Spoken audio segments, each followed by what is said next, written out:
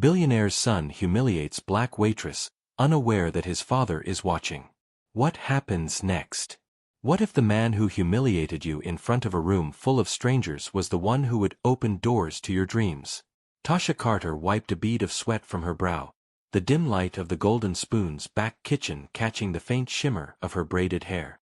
At 24, she was a study in resilience, her warm brown eyes holding a quiet strength that belied the exhaustion of a 12-hour shift.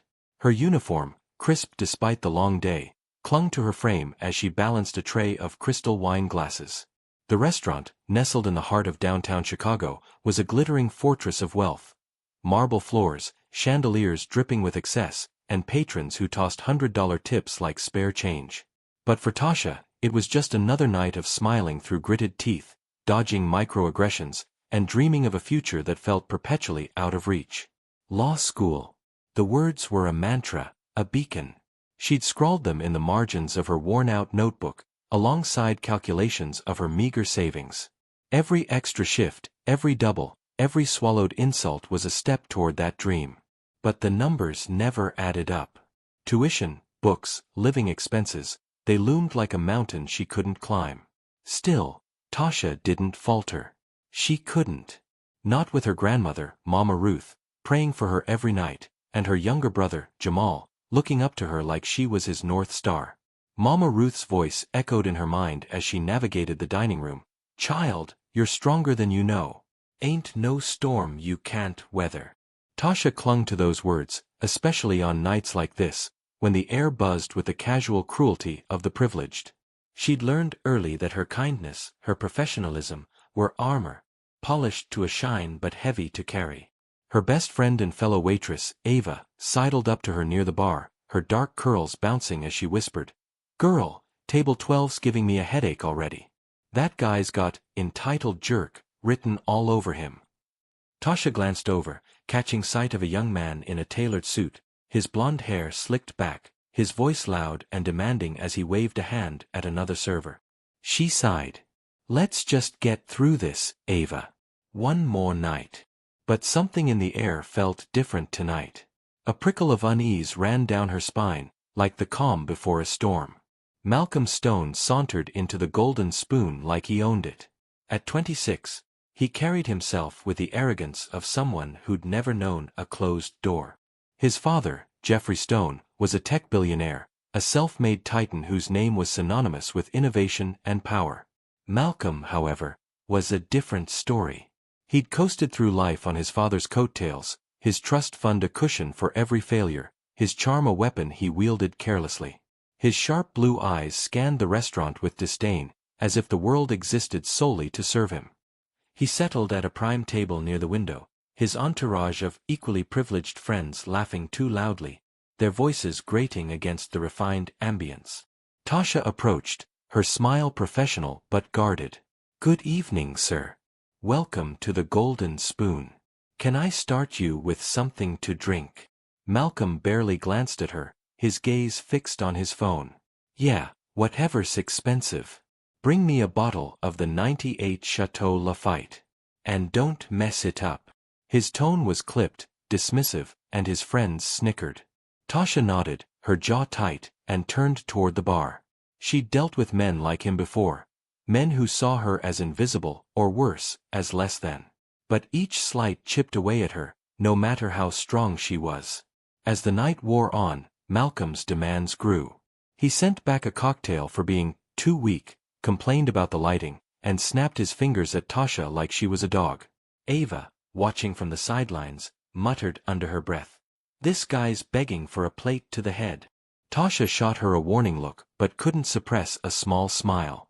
Humor was their lifeline in this place. The tipping point came an hour later.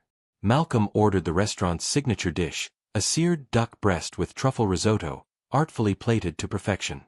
Tasha delivered it with care, ensuring every detail was flawless. But Malcolm barely glanced at it before shoving the plate back toward her, his voice rising. "This is garbage. The presentation's all wrong. Did you even go to school for this? Oh wait, you probably didn't." The dining room fell silent. Heads turned, forks paused midair. Tasha felt the weight of every stare, her cheeks burning as Malcolm's words cut deeper than she'd expected. She opened her mouth to respond, her voice steady despite the sting. "I'm sorry, sir. I can have the kitchen remake it." "Remake it?" Malcolm scoffed, leaning back in his chair, his voice dripping with condescension. "You think you can fix this? You're out of your depth, sweetheart. Stick to something you're actually good at." "Like, what, cleaning tables?" His friends laughed, emboldened by his cruelty, and a few patrons smirked, their silence complicit. Tasha's hands trembled as she gripped the plate, but she refused to let him see her break. She'd faced worse, customers who assumed she was incompetent, managers who overlooked her for promotions, strangers who questioned her place in a fancy restaurant. But this was public, raw, and it hurt in a way she couldn't shake. Ava stepped forward, her voice sharp. "Hey, that's enough. She's doing her job." But Malcolm waved her off, his smirk widening. "Oh, great, another one. What is this, the Helps Union?" The room was a powder keg, and Tasha was at its center. She wanted to snap back, to tell him exactly what she thought of his entitlement, but she couldn't. Not here. Not when her job, her future, hung in the balance. She took a deep breath, her voice low but firm. "I'll take this back to the kitchen, sir. Let me know how we can make it right." Unbeknownst to Malcolm, a man in a simple gray suit had entered the restaurant moments earlier. Jeffrey Stone was nothing like his son in demeanor. At 52, he carried the weight of a life built from nothing. Born in a small Ohio town, he'd clawed his way to the top through sheer grit and ingenuity. His tech empire, Stone Innovations, was a testament to his vision, but his greatest failure, he often thought, was his son. Malcolm had been given everything Jeffrey never had, yet he'd squandered it on arrogance and excess. Jeffrey had come to the Golden Spoon to meet a business associate, but his attention was drawn to the commotion at his son's table. He stood near the entrance, unnoticed, his sharp eyes taking in every detail. He saw the way Malcolm belittled Tasha, the way the young woman held her composure despite the verbal assault. Something stirred in him, anger, yes, but also shame. This was his son, his legacy, behaving like a spoiled child. He approached the manager, a wiry man named Paul, who was nervously wringing his hands. "What's going on over there?" Jeffrey asked, his voice calm but commanding. Paul hesitated, glancing at Malcolm's table. "Just a difficult customer, sir. It happens. Tasha's handling it, she's one of our best." "Tasha?" Jeffrey repeated, his gaze shifting to her. "Tell me about her." Paul, eager to please, spilled the details. "She's been with us 2 years. Works harder than anyone. She's saving for law school, always talking about becoming a public defender. Never complains, even when customers like that." He stopped, realizing he'd said too much. Jeffrey's jaw tightened. Law school. Public defender. He saw something in Tasha that reminded him of his younger self. Hunger, determination, a refusal to be defined by circumstance. And here was his son, tearing her down for sport. Jeffrey moved toward Malcolm's table, his steps measured but purposeful. The dining room seemed to hold its breath as he approached. Malcolm, still smirking, didn't notice his father until he was standing right beside him. "Malcolm," Jeffrey said, his voice low but carrying the weight of authority. The younger man froze, his bravado faltering. "Dad? What are you?"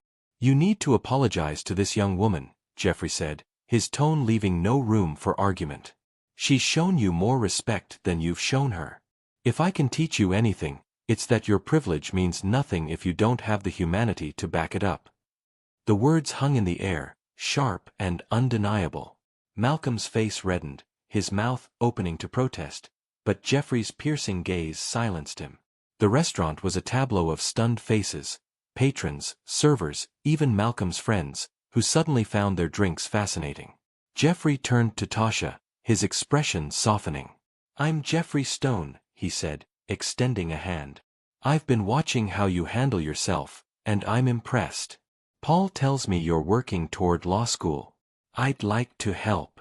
Tasha blinked, her mind reeling. "Help? I don't understand." I'd like to cover your tuition, Jeffrey said simply. All of it. And I'd like you to come by my office next week. I think you'd benefit from a mentor, and I'd be honored to offer my guidance. The room seemed to tilt. Tasha's breath caught, her hands trembling as she clutched the plate she still held. Mr. Stone, I don't know what to say. Say you'll think about it, he replied with a small smile. You've earned it. Malcolm, still reeling, stammered. Dad, you can't be serious. I'm very serious.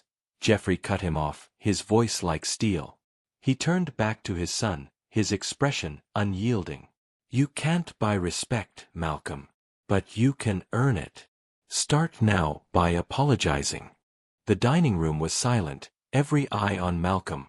His face was a mask of humiliation, his usual confidence shattered. For a moment, it seemed he might lash out, but something in his father's gaze, disappointment perhaps, held him in check. He swallowed hard, his voice barely above a whisper. I'm sorry, he said to Tasha, the words awkward, unpracticed. I was out of line. Tasha nodded, her expression neutral but her eyes guarded. Thank you, she said, her voice steady. She turned and walked back to the kitchen, her head high, the plate still in her hands. But the twist wasn't in Malcolm's apology. It was in what happened next. As Tasha disappeared into the kitchen, Ava followed, her eyes wide. Tasha, did you hear that? He's paying for your school. You're gonna be a lawyer. Tasha set the plate down, her hands still shaking. I don't know, Ava. It feels too big. Like a dream I can't trust. Ava grabbed her shoulders, her voice fierce. You listen to me. You've been carrying this place on your back. You deserve this. Don't you dare let doubt steal it from you.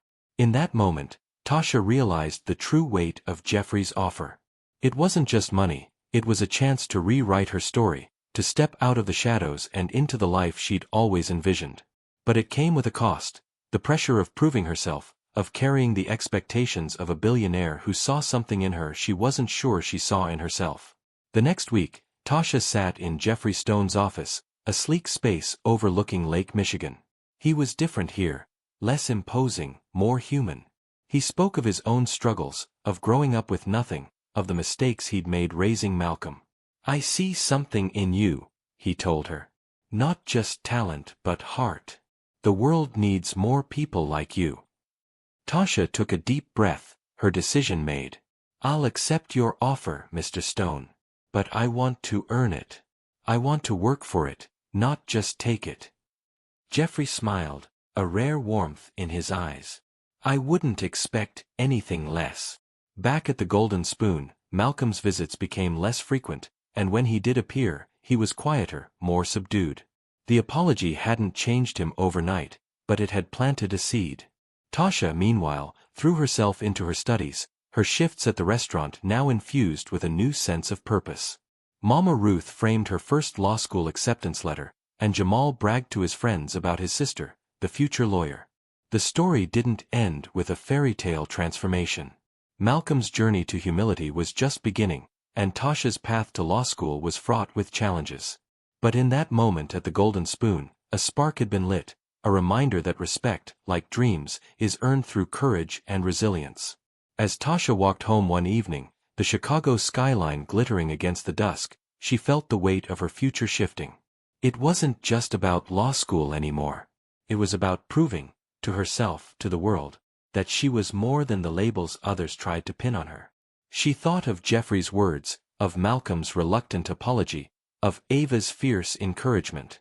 And she thought of Mama Ruth, who'd always told her she was stronger than any storm. She smiled, her steps lighter. The mountain was still there, but for the first time, she could see the summit.